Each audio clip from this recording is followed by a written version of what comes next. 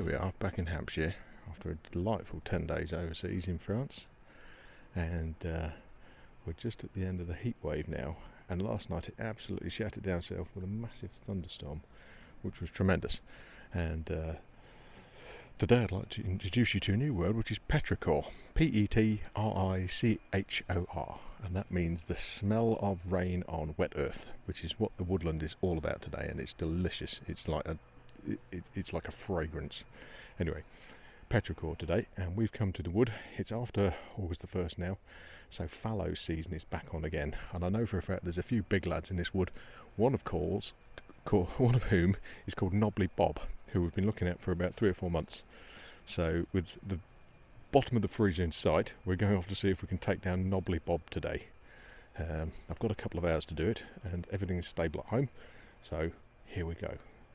Let's go and see if we can take down Knobbly Bob. He's in here somewhere.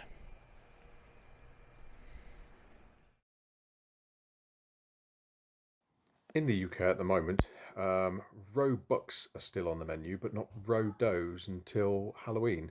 So we'll let Jane Doe go for the moment. Got into a bit of what I describe as a yon mama fight this morning with the Bottolo, and I've just dropped a little muntjac over here. It's a male, and they're delicious.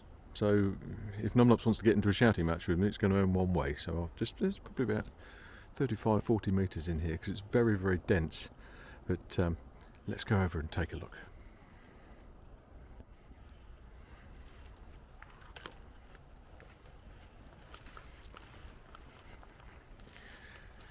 Now, you can just see our friend there. Muntjac as a species is 55 million years old, and it's almost like they're dinosaurs. But they tend to, in terms of behaviour, they tend to bully the roe deer a bit. And while we prefer roe deer to muntjac, so we come down quite hard on these little jokers wherever we see them. They can also be quite territorial, and they've got sort of saber-toothed fangs, which is never a good sign for an animal that's of a peaceful nature. So yeah, there's our friend. Obviously I've got another one up the spout and the safety on, just in case our friend isn't gone, and we're going to go over there and give them the blink test. So stick with us, and let's go have a look at our friend here.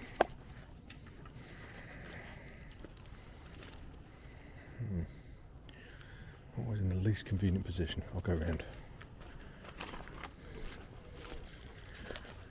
This part of the mission is called the Shambles for a very good reason. It's unmanaged woodland, and there's a lot of it. Trees down everywhere, sticks, branches. It's very easy to get snarled up in here. It took me a while to get my head around it initially, but yeah, this is the Shambles. So yeah, there's our friend. Let's have a little look, shall we?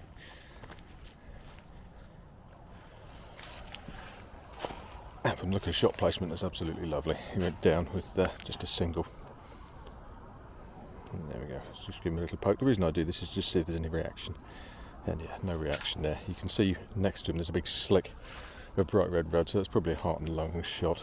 We'll see that when we come to do the Gralloch. So yeah, muntjac down. These guys are absolutely delicious as well. So here we're going on the table, and provide good eating for us all. Wild organic meat.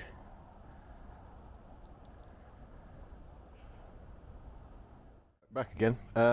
First things I should point out is with the muntjac, the one that we've just dropped, they're a lot smaller than most of the other deer. So in previous videos, when you've seen me taking down some dirty great roe deer, and well, not so much dirty great roe deer, but certainly dirty great fallow, these guys are the second smallest.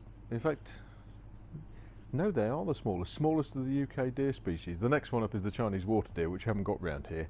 Have to go to Lincolnshire and Cambridgeshire for that, where there's fens. But the good thing about muntjac is they're little, so we're not going to bother taking this one into our man Freddy. We're just going to chop him up and deal with him today. So let's take a look at our friend. So yeah, there's the dread figure of the beast, tiny little thing. It's a Reeves muntjac, named after the same chap who discovered those pheasants out there. Muntjac generally have these big long, not so much big long horns, but they've got like a sort of a half pedicle up here, big grey thing at the front, and this big suborbital socket at the front for scent glands. And if we just peel his teeth back there, you can just see what I mean about the old sabre teeth. So I might keep them for good luck. Short presentation.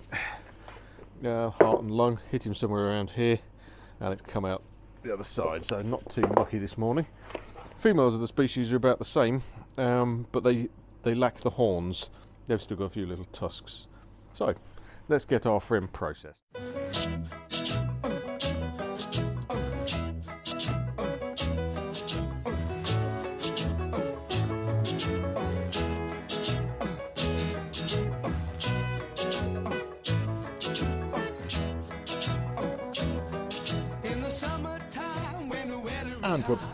And we're back, just about.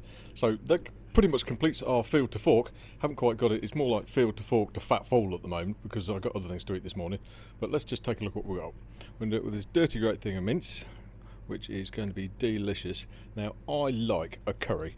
I loves me a ruby. So really, what we've gone for here is a nice hot madras. I'm not messing around. I can't do that file and tindaloo and vindaloo and all that business. Madras is about my limit.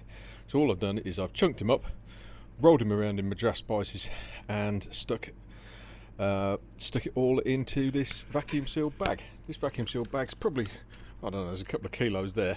So field to fork to fat foal, we're going to do muntjac madras. Stay with us.